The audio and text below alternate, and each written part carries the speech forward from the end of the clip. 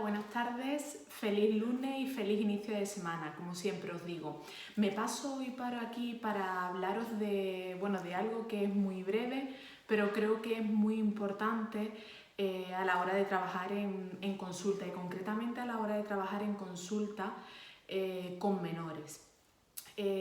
No os voy a hablar de recomendaciones, no os voy a hablar de cómo trabajar distintos tipos de problemas de conducta de nuestros hijos. Hoy vengo a hablaros de la importancia que tiene el hecho de que ambos papás sean conocedores de cuando un menor viene a consulta. Fijaos, siempre que una persona, un paciente acude a consulta, se le pide que firme un consentimiento, porque esos datos van a ser utilizados por el profesional que trabaje con él o con ella.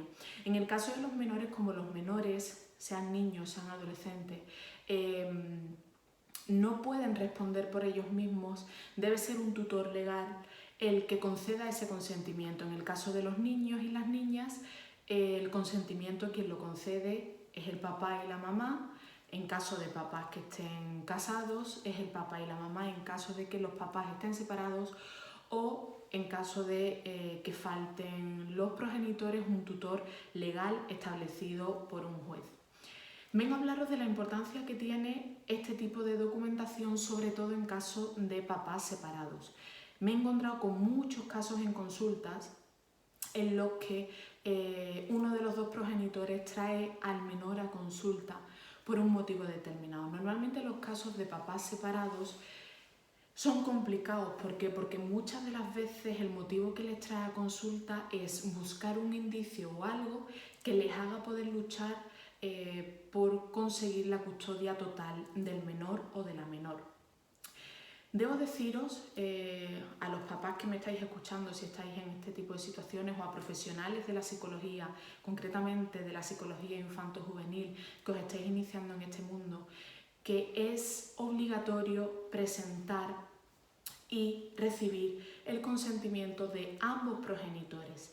Desde el Colegio Oficial de Psicólogos nos informan de cómo proceder, de cuál es nuestro bien hacer de nuestra profesión o el cómo es la mejor forma de actuar, y en el caso de padres separados necesitamos siempre el consentimiento de ambos progenitores. ¿Por qué?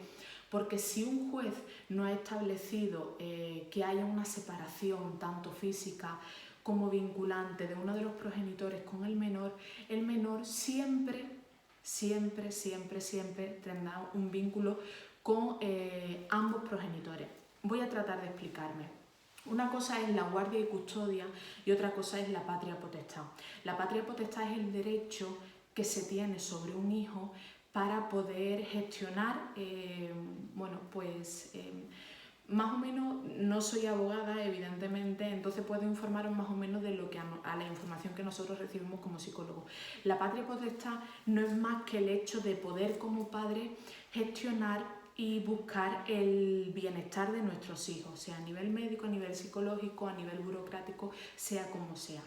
Mientras que la guardia y custodia es simplemente el hecho de con quién convive y bajo el techo de quién está el menor.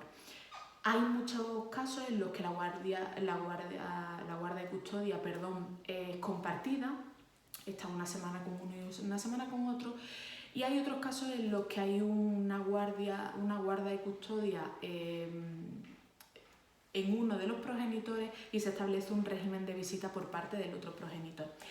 Sea un caso, sea otro, si un juez no ha quitado la patria potestad a uno de los progenitores, ambos padres tienen derecho a ser conocedores de que a su hijo o a su hija se les está llevando un tratamiento psicológico, el motivo de por qué está viniendo a consulta y ser conocedor de todo el proceso de evaluación e incluso de recepción de informe una vez realizada la evaluación. Me encuentro en muchos casos en consulta, como os he dicho antes, en los que uno de los progenitores trae a su hijo para ver si hay algún indicio de que el menor se encuentre mal en casa del otro progenitor y de esa forma poder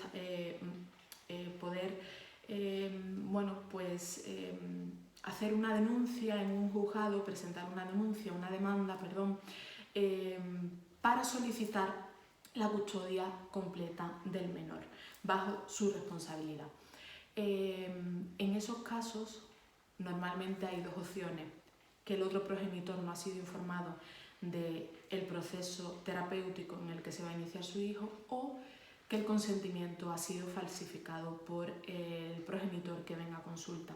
En este tipo de casos son casos muy violentos para nosotros como profesionales, porque en muchos de ellos sí existe la necesidad de que el menor o la menor esté con uno de los progenitores, pero nosotros no podemos saltarnos las leyes y las cláusulas que están establecidas para nuestro bien hacer como psicólogos infantiles.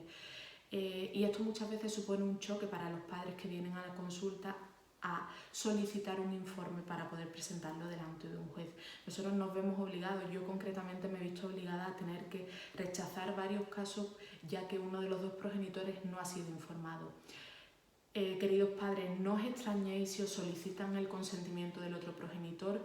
Vuestra expareja tiene derecho a saber, siempre y cuando tenga la patria potestad también compartida con vosotros, del menor o de la menor, tiene derecho a saber dónde estáis trayendo a vuestro hijo o a vuestra hija. Tiene derecho a recibir una copia del informe que se realice, aunque lo que aparezca en el informe sea desfavorable para él o para ella. Y tiene derecho a ser conocedor de todo el proceso en el que está inmerso su hijo o su hija. Otra cosa es que no se quiera hacer cargo, otra cosa es que no quiera establecer contacto con el profesional que trabaja con el menor, pero el contacto inicial en el que se consiente a que el profesional trabaje con el menor o la menor siempre es necesario y obligatorio, y la concesión de un informe tanto para el padre o la madre que lo solicita como para el otro progenitor es obligatorio. Los informes que realizamos en consulta, a menos que seamos psicólogos forenses, no son válidos de cara a un juez, porque un perito forense es el que establece o hace un dictamen del bienestar o el malestar de ese menor con uno de los dos progenitores. En nuestros casos nada más que podemos hacer una documentación informativa de lo que el niño o la niña narra aquí en consulta. Por lo tanto, no os ofendáis cuando algún profesional rechace vuestro caso, no os ofendáis cuando quieran contactar con vuestra expareja, y sobre todo a los papás que son conocedores de que su hijo o su hija está yendo a un profesional y este profesional no le ha pedido información, no le ha pedido el consentimiento. Por favor, involucraros en la terapia, por favor, involucraros y contactad con este profesional al menos para darle el consentimiento, ya que tenéis derecho a ser conocedores de por qué proceso están pasando vuestro hijo o vuestra hija. Sin más, os mando un fuerte abrazo y espero que tengáis muy buena tarde.